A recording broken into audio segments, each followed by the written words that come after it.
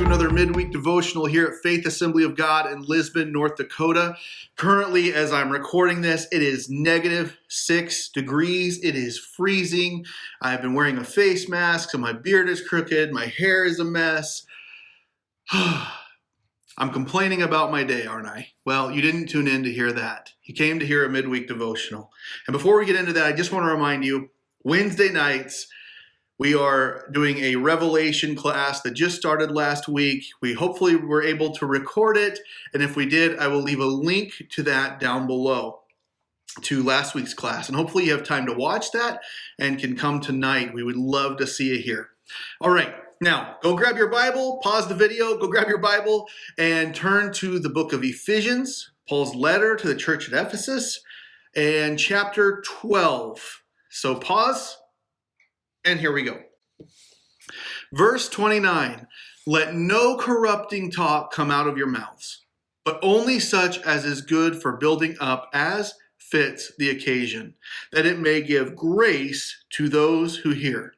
Recently, I was looking through my Twitter feed and I saw this pastor. I'm not going to say his name, but he was an up-and-coming pastor. He was getting more notoriety, more and more. He'd been on podcasts. He'd been in YouTube videos.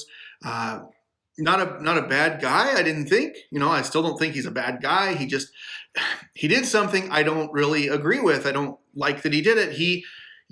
He cussed in a sermon to his congregation, which is quite a bit out of bounds, I think. Personally, I don't think it's something that ever needs to be done, no matter how deep you need to make the point or know how powerful you need to make the point. There's no cause for that. And we can debate whether or not curse words are cultural and sinful and things like that.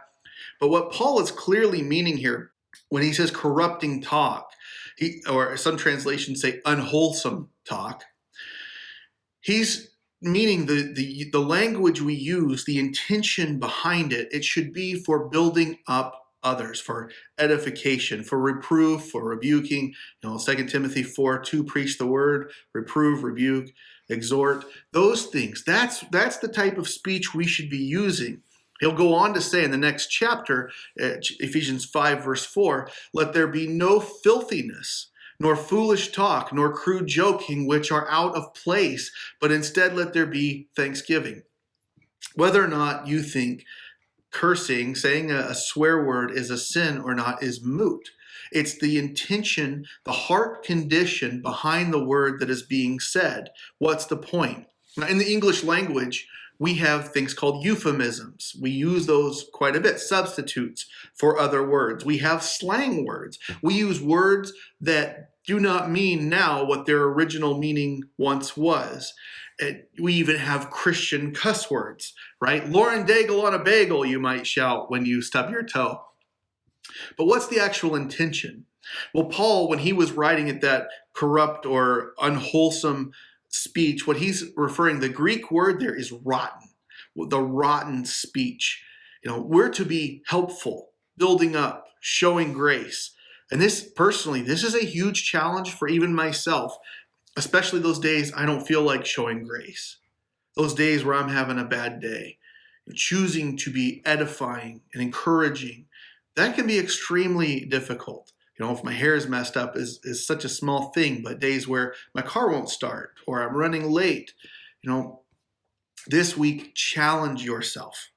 Challenge yourself to check your speech, your tone, your inflection, your intentions. Ask yourself, what I'm saying, is it building up Christ's kingdom or is it building up my own?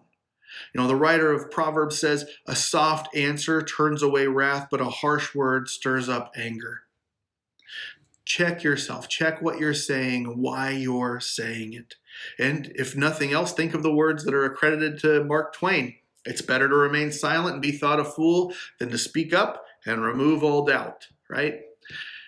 I'm going to work on this week, and I hope you do too. Until then, I hope to see you Sunday. God bless you guys. Have a great rest of your week.